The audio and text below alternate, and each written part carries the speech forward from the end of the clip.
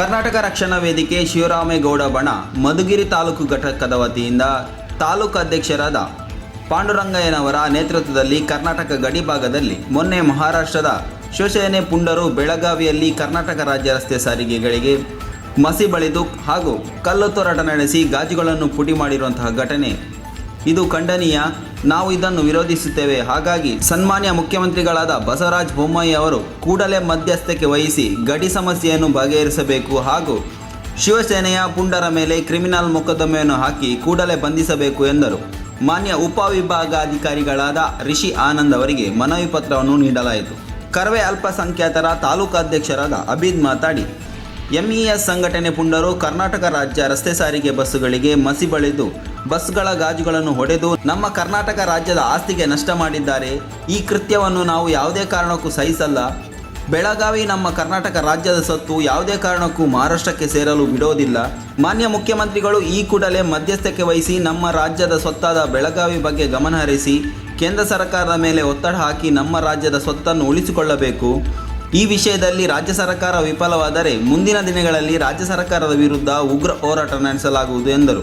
ಈ ಸಂದರ್ಭದಲ್ಲಿ ರಕ್ಷಣಾ ವೇದಿಕೆ ಅಲ್ಪಸಂಖ್ಯಾತ ತಾಲೂಕು ಗೌರವ ಅಧ್ಯಕ್ಷರಾದ ಸೈಯದ್ ಎಂಪಿ, ಕಾರ್ಯದರ್ಶಿ ಸಾದಿಕ್ ಕಿಜಾರ್, ನಗರ ಅಧ್ಯಕ್ಷರಾದ ಮುಬಾರಕ್, ತಾಲೂಕು ಟೌನ್ ಅಧ್ಯಕ್ಷರಾದ ಶಂಕರ್, ತಾಲೂಕು ಪ್ರಧಾನ ಕಾರ್ಯದರ್ಶಿ ಮಧು ಎಂಆರ್, ಆಟೋ ಚಾಲಕ ಸಂಘದ ಅಧ್ಯಕ್ಷ ನಟರಾಜ್, ದೊಡ್ಡೇರಿ ಹೋಬಳಿ ಅಧ್ಯಕ್ಷ ವಿನಯ್, ತಾಲೂಕು ಉಪಾಧ್ಯಕ್ಷರಾದ ವಿಶ್ವನಾಥ್, ನಗರ ಘಟಕದ ಉಪಾಧ್ಯಕ್ಷರು, ಅಲ್ಪಸಂಖ್ಯಾತ ಘಟಕದ ಉಪಾಧ್ಯಕ್ಷರು ಹಾಗೂ ಸಂಘಟನೆಯ ನಿರ್ದೇಶಕರು ಹಾಗೂ ಪದಾಧಿಕಾರಿಗಳು ಈ ಸಮಯದಲ್ಲಿ ಹಾಜರಿದ್ದರು. ವರದಿ ಅಬೀದ್, ಮಧುಗಿರಿ.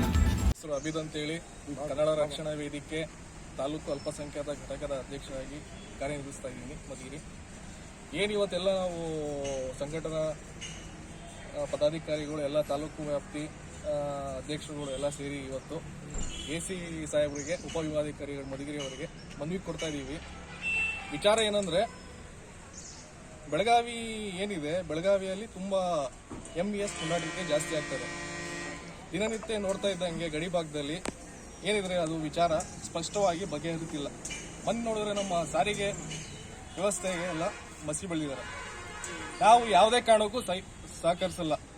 ಆದ್ರಿಂದ ನಮ್ಮ ರಾಜ್ಯ ಮುಖ್ಯಮಂತ್ರಿಗಳಾದ ಬಸವರಾಜ ಬೊಮ್ಮಾಯಿ ಅವರು ಹಾಗೂ ಕೇಂದ್ರದ ಆಡಳಿತವರು ಇದರ ಬಗ್ಗೆ ಗಮನ ಹರಿಸಿ ಸೂಕ್ತ ಕ್ರಮ ವಹಿಸಬೇಕಂತ ನಾವು ಕೇಳ್ಕೊಳ್ತಾ ಇದ್ದೀವಿ. ಬೆಳಗಾವಿ ನಮ್ಮ ಹಕ್ಕು, ಅದನ್ನು ಮಹಾರಾಷ್ಟ್ರದವರು MES ಅಂತ ಏನಿದೆ ಅದು ಆ ಒಂದು ಸಂಘಟನೆಯವರು ಬೆಳಗಾವಿ ನಮ್ಮ ಹಕ್ಕು, ಮಹಾರಾಷ್ಟ್ರ ನಮ್ಮ ಹಕ್ಕು ಅಂದ್ಬಿಟ್ಟು ಅವರು ಒಂದು ಇದನ್ನು ಮಾಡ್ತಾ ಇದ್ದಾರೆ. ನಮ್ಮ ಸಾರಿಗೆ ಬಸ್ಸಿಗೆ ಅವರು ಮಸಿ ಬಳಿಯೋದು ಮತ್ತು ಪ್ರೊಟೆಸ್ಟ್ ಮಾಡೋದು, ನಮ್ಮ ಕನ್ನಡಿಗರಿಗೆ ಇದು ಮಾಡೋದು, ತೊಂದರೆ ಕೊಡೋದು, ಮತ್ತು ಸಾರಿಗೆ ಬಸ್ಗಳಿಗೆ ತೂರಾಟ ಮಾಡೋದೆಲ್ಲ ಮಾಡ್ತಾ ಇದ್ದಾರೆ.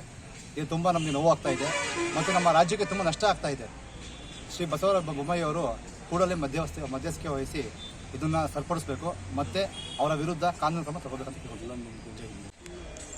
ಸ್ನೇಹಿತರೆ, ಇವತ್ತು ನಾವೆಲ್ಲ ಸೇರಿರ್ತಕ್ಕಂಥ ವಿಚಾರ ಏನು, ಮಹಾರಾಷ್ಟ್ರ ಗಡಿ ಭಾಗದಲ್ಲಿ ಏನು ಶಿವಸೇನೆ ಸದಸ್ಯರು ಕರ್ನಾಟಕದ ಸಾರಿಗೆ ಮತ್ತು ಇದಕ್ಕೆ ಹಾನಿ ಮಾಡಿ ನಮ್ಮ ಇದು ಬೆಳಗಾವಿ ಮತ್ತು ಖಾನಾಪುರ ಇನ್ನೂ ಒಂದು ಇದನ್ನು ನಮ್ಮದು ಮಹಾರಾಷ್ಟ್ರದ ಹಕ್ಕು, ಅದು ನಮ್ಮ ಮಹಾರಾಷ್ಟ್ರದ ನೆಲ ಅಂತೇಳಿ ಏನು ಘೋಷಣೆ ಕೂಗಿ ನಮ್ಮ ಕರ್ನಾಟಕ ಆಸ್ತಿಯನ್ನು ಹಾನಿ ಮಾಡಿದ್ದಾರೆ. ಅವ್ರ ವಿರುದ್ಧವಾಗಿ ಇವತ್ತು ನಾವೆಲ್ಲ ಕರ್ನಾಟಕ ರಕ್ಷಣಾ ವೇದಿಕೆ ಶಿವರಾಮೇಗೌಡರ ಬಣದ ವತಿಯಿಂದ ನಾವು ವಿರೋಧಿಸ್ತಾ ಇದ್ದೀವಿ.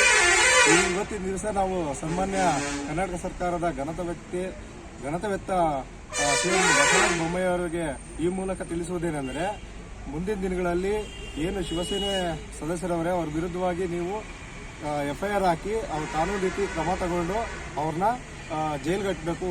ಇದೇ ರೀತಿ ಮುಂದುವರೆದ್ರೆ ಮುಂದಿನ ದಿನಗಳಲ್ಲಿ ಏನಾದರೂ ಅವರು ಪುಂಡಾಟಿಕೆ ಮಾಡಿದ್ರೆ ಸರ್ಕಾರದ ವಿರುದ್ಧನೇ ನಾವು ಪ್ರೊಟೆಸ್ಟ್ ಮಾಡಬೇಕಾಗ್ತದೆ ಅಂತೇಳಿ ಈ ಮೂಲಕ ನಾವು ಮಾನ್ಯ ಉಪವಿಭಾಗಾಧಿಕಾರಿಗಳಿಗೆ ಮನವಿ ಪತ್ರವನ್ನು ನೀಡುವುದರ ಮುಖಾಂತರ ನಾವು ಇವತ್ತು ಸಾಧಾರಣ ಪ್ರೊಟೆಸ್ಟ್ ಮಾಡ್ತಾ ಇದ್ದೀವಿ. ಇದಕ್ಕೆ ಸ್ಪಂದಿಸಲಿಲ್ಲ ಅಂದರೆ ಮುಂದಿನ ದಿನಗಳಲ್ಲಿ ನಾವು ರಸ್ತೆ ತಡೆ ಮತ್ತು ಉಗ್ರ ಹೋರಾಟ ಮಾಡ್ತೀವಿ ಅಂತೇಳಿ ಈ ಸಮಯದಲ್ಲಿ ಸರ್ಕಾರಕ್ಕೆ ಎಚ್ಚರಿಕೆ ಕೊಟ್ಟು ಸನ್ಮಾನ್ಯ ಉಪವಿಭಾಗಾಧಿಕಾರಿಗಳವರಿಗೆ ಮನವಿ ಪತ್ರವನ್ನು ಸಲ್ಲಿಸ್ತಾ ಇದ್ದೀವಿ.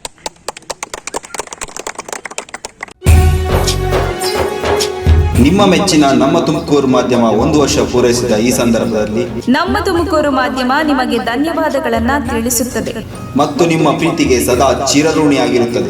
ನೀವು ನಮ್ಮ ಮೇಲೆ ಇಟ್ಟ ನಂಬಿಕೆಯನ್ನು ಉಳಿಸುವ ಪ್ರಾಮಾಣಿಕ ಪ್ರಯತ್ನವನ್ನ ನಮ್ಮ ತಂಡ ಖಂಡಿತವಾಗಿಯೂ ಮಾಡುತ್ತದೆ. ಗೆಲುವಿನ ಹಾದಿಯಲ್ಲಿ ಸದಾ ನಮ್ಮ ಜೊತೆಯಾಗಿರಿ. ನಮ್ಮ ಚಾನೆಲ್ ಅನ್ನು ಸಬ್ಸ್ಕ್ರೈಬ್ ಮಾಡಿ. ಸುದ್ದಿ ಅನ್ನೋದು ಬರೀ ಕಥೆಯಾಗದೆ ನೊಂದ ಜೀವ ಗಾಳಿಗೆ ಬೆಳಕಾಗಿದೆ, ಗೆಲುವಿನ ಹಾದಿಯಲ್ಲಿ ನಗು ಮೂಡಿದೆ.